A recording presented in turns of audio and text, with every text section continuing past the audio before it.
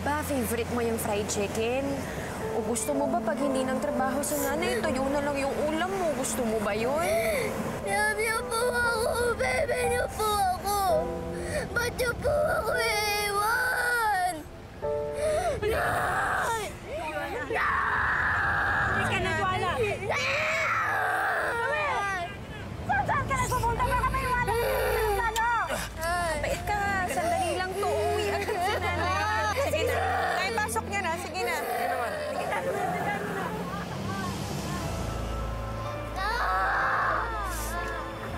Halika na!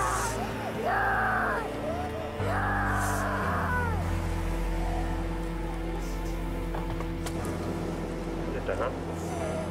Ito na. Let's go.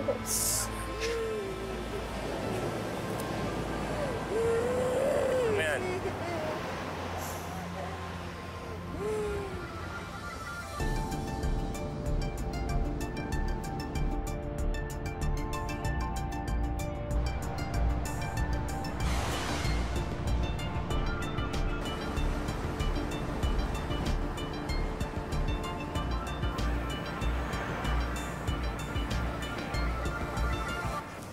Hello? O, kanina pa ako tumatawag Oo nga hindi ko dala yung telepono kanina sa pampanga ko. Kinabit namin yung bagong bili na motor ng bangka. O, kamusta naman yung binenta sa'yo? Baka naman madaling masira yan. Ang ganda nga pinaandar namin kanina, maganda yung tunog. Asan nga pala si Joanna? Kausapin ko naman. Excuse me, open? Bye. That's it. Joanna! Siya nga pala, yung si Mang Pilo, meron siya motorsiklo, binibenta niya. Baka pandagdagan rin yun, hanap buhay. Sumukunin na natin. Naku, wala pa akong budget para dyan. Di ba naubos na yung inipon ko dahil dun sa pinambili mong motor ng bangka? Tapos alam mo naman na ako rin yung nagpapaaral dun sa bunso namin. Malapit na yung pasukan. Wala akong budget ngayon para sa mga bagong gastusin na ganyan. Sabi mo yung nanay mo. Ano sinasabi? Nay, ano yun? Kamusta ka na, anak? Nag-agahan ka na ba? Sa school na po ako kakain. Ganun ba? O, sige. Kwentuhan mo naman ako sandali lang, Kamusta ka kahapon? Anong ginawa mo sa school? Nay, nagmamadali na ako eh. Sa susunod na lang kita kwentuhan. Ay, Nay, may pinapasabi pala si Lola. Malapit na daw yung bayaran ng tuition nila, Tita Tanya. Kailan ka daw magpapadala? Nga pala, sige, kakausapin ko na lang yung lola mo. Iwan mo na lang yung telepono dyan sa bahay para tawagan ko yung tatay mo mamaya. Nay, dadaling ko yung telepono eh. Mamayang hapon ka na lang tumawag. Sige, anak, ingat ka ha. Barkada ko, ha? I love you, anak. Excuse me, payat ko yung ngao. Namin ha, now tigo yatsing. Mga mong sensor. Kakabukas nyo lang eh. See, we're still setting up. Still heating the soup. Please, I need to buy. Please, boss get mad. Excuse me, please. I'm so sorry. Sorry.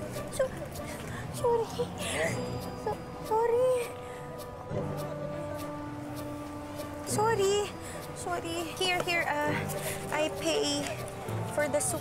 Thank you. You give her soup.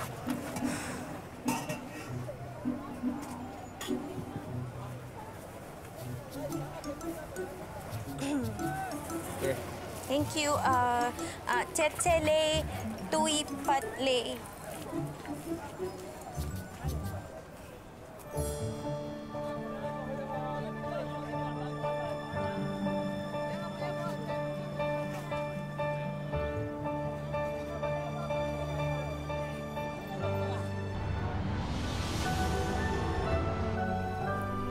Ma'am, can I day off tomorrow?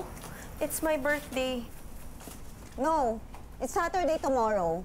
Your break is Sunday, okay? You okay?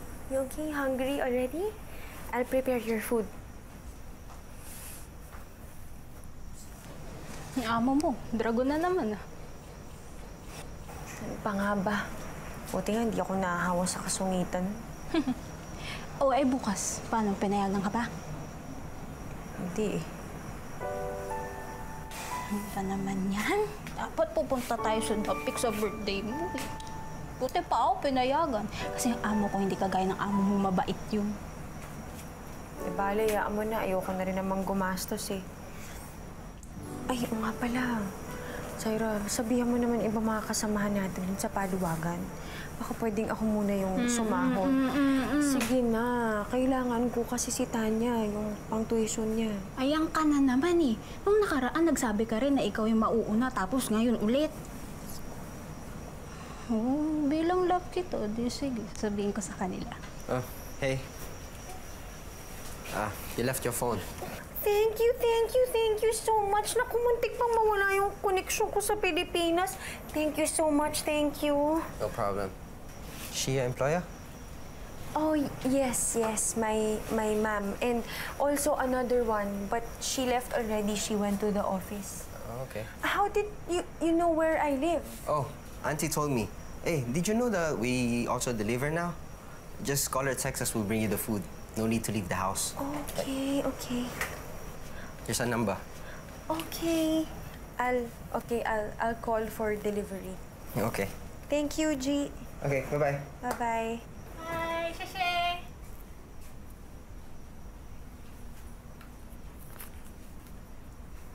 G, Fairness, cute siya.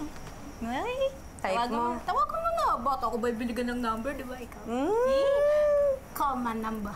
Ano ka ba? Delivery nga, di ba? Ikaw talaga pakamalisyosa mo. Love life. O, sige na. Hinahanap ka na ng amo mo. Sige na. Sige, Ano ko? tawagan mo na rin si G. Oh, ito sa'yo na. Bye! Bye. I'll prepare your food. Okay. 13 taon na ang DH sa Hong Kong si Irma. 32 anyos, may asawa at mga anak na naiwan sa Pilipinas. Siya rin ang tumatayong breadwinner ng kanyang pamilya mula nang iwan sila ng tatay nila. Siguro dahil na rin sa lungkot at pagkalayo sa pamilya, naging marupok si Irma. Nahulog ang loob niya sa isang Hong Kong national kahit alam niyang mali ang nararamdaman niya. Oh, wait. I forgot to take out the trash, ma'am. Wait.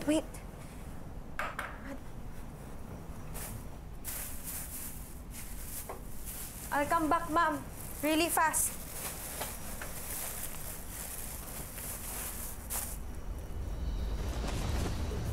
Mama! Irma! What happened? No, I'm saying Nalo. What happened? What happened? I'm so sorry. Where were you? I went to take out the trash, ma'am. Really fast. Just there in the hallway. Do you think the trash is better than my mom? No, of course not. I was very fast, ma'am. I'm so sorry. You stupid man! No. Stupid man! Don't hurt me, ma'am. Please stop hurting me, ma'am. Please stop. You're so irresponsible! I'm so sorry. Sorry, ma'am. Please stop hurting me, ma'am.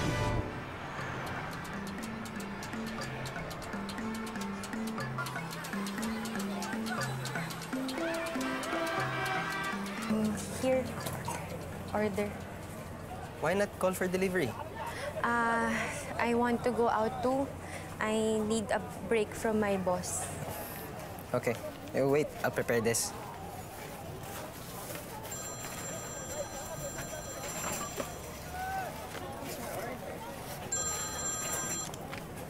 Hello? Mahal. Nakakuha ko na yung padala mo. Tama ba 5,000 lang to? Doon kasi sa hinihingi ni nanay, kulang na to eh. Sige. Gagawa ko na lang ng paraan. O nga pala, yung motor ng pangka ko nasira eh. Sana dalan sa pagawaan, kaso lang kulang yung pera ko eh. Tsaka pala yung motor ni Mang Pilo, wala pang kumukuha. Gusto mo sabihin ko, kunin natin. Nagdakita rin yun. Luis, ano bang akala nyo sa akin dito? Dumudura ng pera sa Hong Kong? Hindi nyo ba kayang solusyonan yung ibang mga problema dyan? Hindi naman kayo mga inutil, di ba? Uy! Galit ka agad. Tatanong lang naman ako eh. Sakit mo naman magsalita, Irma. Alam mo naman, di kami naghahanap buhay eh. O naman, alam mo, ikaw lang nahihirapan dyan. Hindi naman kami mga tambay lang. Mas mahirap yung sitwasyon ko kasi mas malayo ako sa inyo. Sa pangungulila pa lang sa inyo, talong-talo na ako eh. Kayo parang wala lang. Naalala niyo lang tumawag sa akin kapag nangihingi kayo? Ni minsan ba naisip niyo akong kamustahin? Alam mo, nahihirapan ka dyan. Ba't di ka na lang umuwi na, ha? Gusto na nagsumbatan tayo sa telepono. Hindi kita sinusumbatan. Hindi mo kasi naiintindihan eh. Ang hinahanap ko lang naman yung pagmamahal, yung pangangamusta, yung pag-aalala. Yung minsan man lang kamustahin niyo ako, mahirap pang gawin yun. May cellphone naman, di ba? Irma, mahirap yung magpalaki ng anak na mag-isa. Nakita mo rin ba yun? May nakalimutan ka pa bang sabihin? Kagaya ng batiin ako ngayon kasi birthday ko? Ayun ba yun? Happy birthday.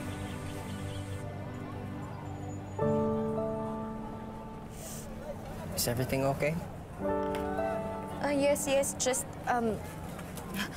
just money problems and my husband. You know, sometimes I feel like everything I do for them is not enough. I feel so useless. No. No, don't say that. You're a very good person. And maybe your husband is not the right one for you. You deserve better. I'm so sorry you had to see this. No sorries. Here's your order. Here, take this. This is for you. For free, okay?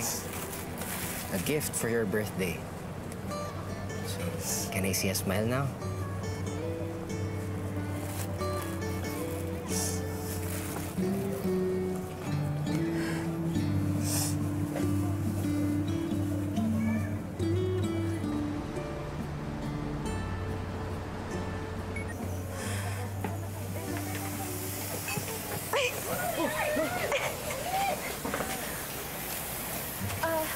Sorry, I'll stay here until the rain stops. Okay. But why are you here? My boss locked me out of the house. I came home late. Oh, okay. Your boss is crazy.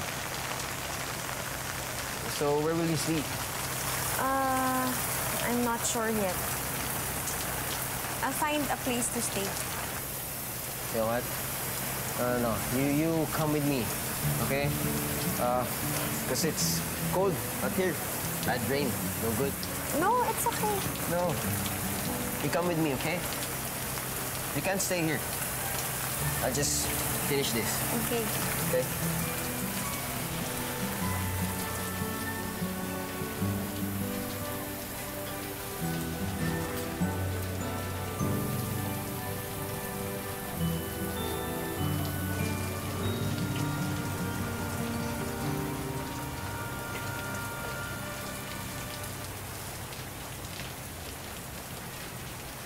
You okay?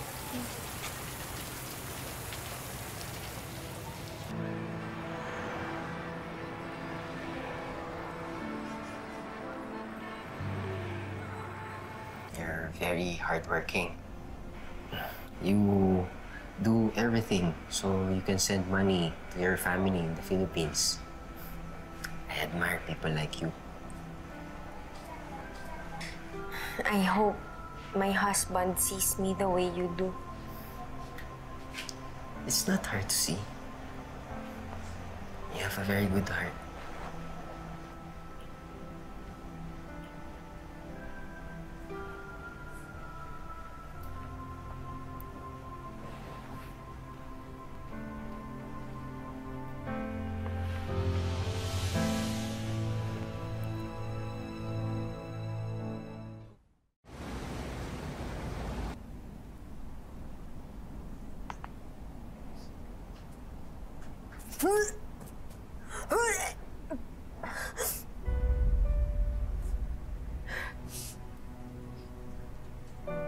Sorry. It's it, ma'am. Are you okay? Yes, ma'am. I'm okay. Just maybe a little tired. You look so pale. Tell me, Child? All of this? You are stay here all the time? Come. Tell me. Are you pregnant? Huh? Yes, ma'am. My God. You're pregnant. You need to avoid it. I can't tolerate this. Ma'am, no, please. I cannot abort the baby. This is my child. I cannot kill the baby. Please. If you choose your baby, you need to pack your things and leave. No, ma'am, please, no. I can take care of your mother. I'm okay. Please, let me keep my job, ma'am. Please. What? How can you carry her? If you're pregnant, you're fired. No, ma'am, please. I need my job, ma'am. Please, no, ma'am, don't fire me, please. No. Please, ma'am, no. Ma'am, please, I need to go down. Sa batas ng Hong Kong, hindi pwedeng tanggalin sa trabaho ang isang manggagawa dahil lang sa buntis siya. Ayon sa kanilang batas, may 10 linggong bayad na maternity leave din ang mga DH tulad ni Irma. Makukuha ang benepisyong ito kung mahigit 10 buwan nang nagtatrabaho sa isang amo. Dahil 3 taon na si Irma sa kanyang huling amo, may mga karapatan siya na nilabag at pinagkait. Pero ang mas pinoproblema ni Irma, paano kaya tatanggapin ng kanyang pamilya ang pagbubuntis niya? Anong buntis? Anong buntis? Sandali lang, Luis. Hayaan mo na muna ako magpaliwanag. Huwag ka na magpaliwanag! Sira ka na sa akin. Tay.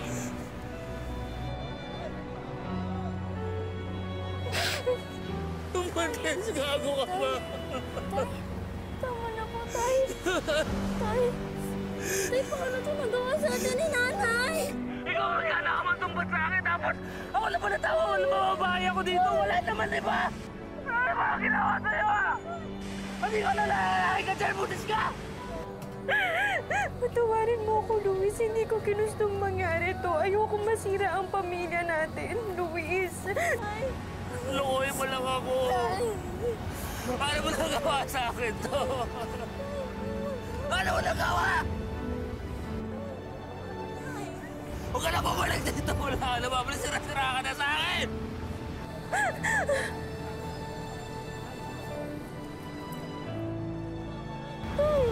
Tay!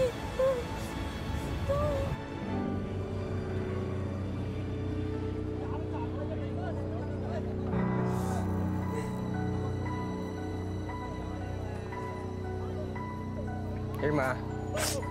Hey. What's happening? Why are you crying?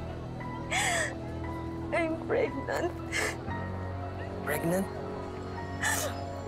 Not mine, right? No. You are the father of this baby. Impossible. We did it once only. Different father. Not mine. No. You are the father of this baby. Nobody else. You. I don't know. I don't know well. What you don't know? You are the father of this baby. Can you hear me? You are the father of this baby. Nobody else. You are the father of this baby. So you have to help me. I cannot take care of your baby. I have a family in China. I'm sorry.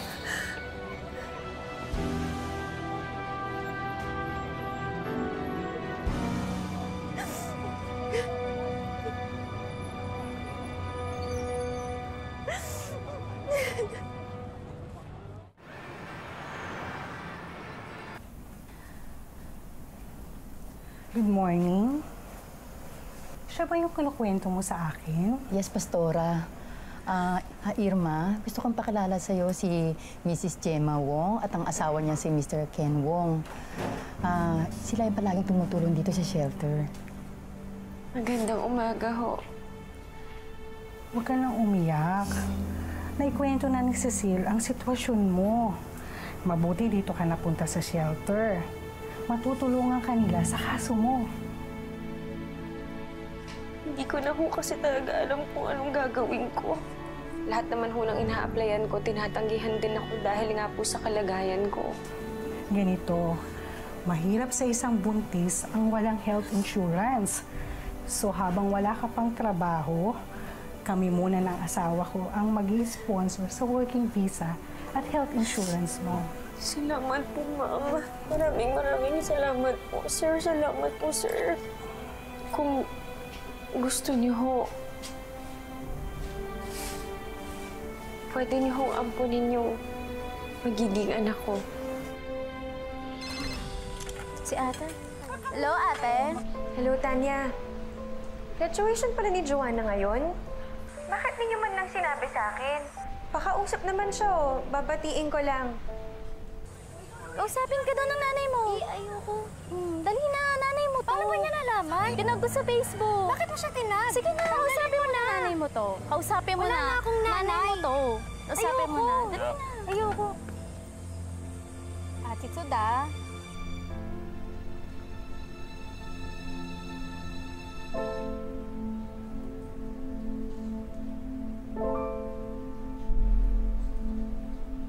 Kumain na kayo dyan.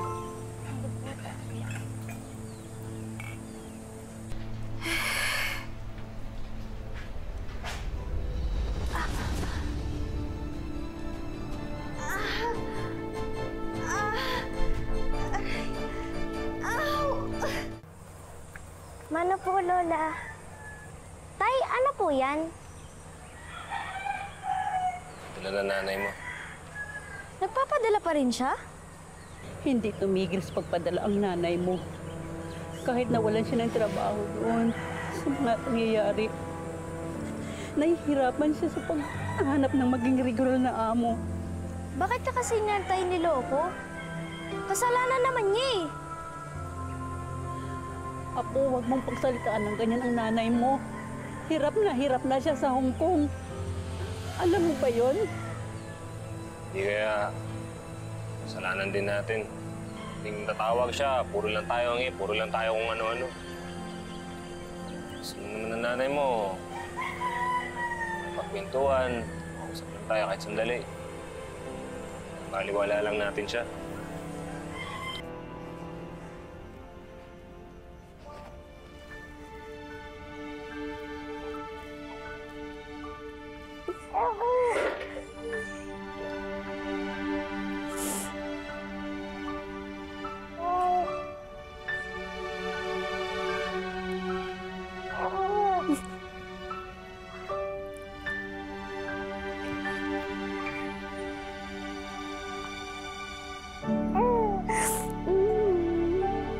Bakit na, baby?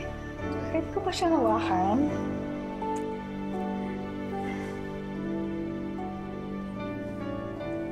这个是男孩还是女孩啊？真白白。 Jana, alam ko na napakarami ng naitulong mo sa akin. Napakalaki ng utang na loob ko sa inyong mag-asawa. Huwag mo lang isipin yun. 对， Tingnan mo. 哦， Ang ganda-ganda ni baby. 对对，很帅。 Kapag malakas ka na, tsaka natin asikasuhin yung adoption papers niya, ha? Jana, I'm sorry. Pero nagbago na yung isip ko. Hindi ko na ipapaampun si baby. Makalipas ang 2 taon, nanalo si Irma sa mga kasong sinampa niya. Pinagbayad ng korte ng halos 1 milyong piso ang ama ng kanyang anak na kinilala rin bilang permanent resident ng Hong Kong.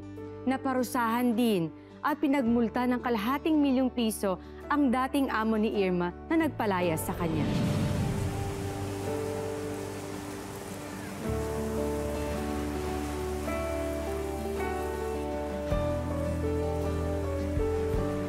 Luis,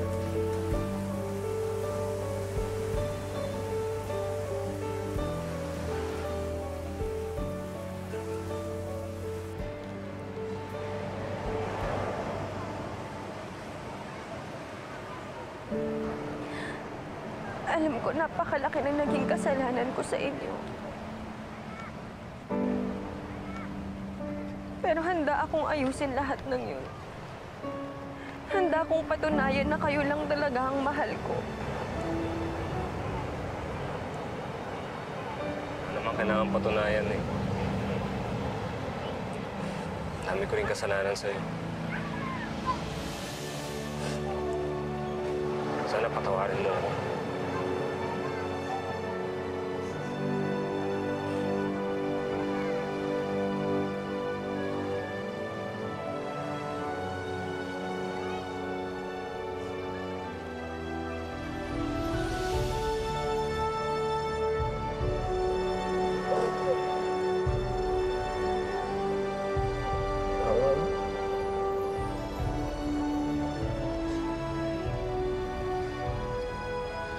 Joanna! Nanay mo! Nay! Nay! Nay!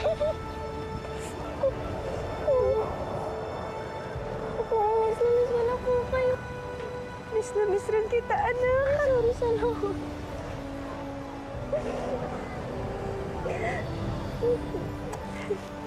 Ito nga pala yung kapatid mo. Oo, si Jano, si Ate Joanna. Kapatid ko. Ano?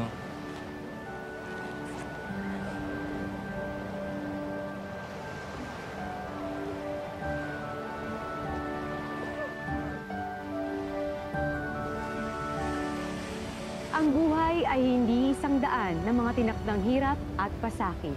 Ito ay isang daan na magbibigay sa atin ng maraming pagkakataon para marating natin ang sarili nating tadhana. Magandang hapon, ako po si Marian Rivera. Sa iyo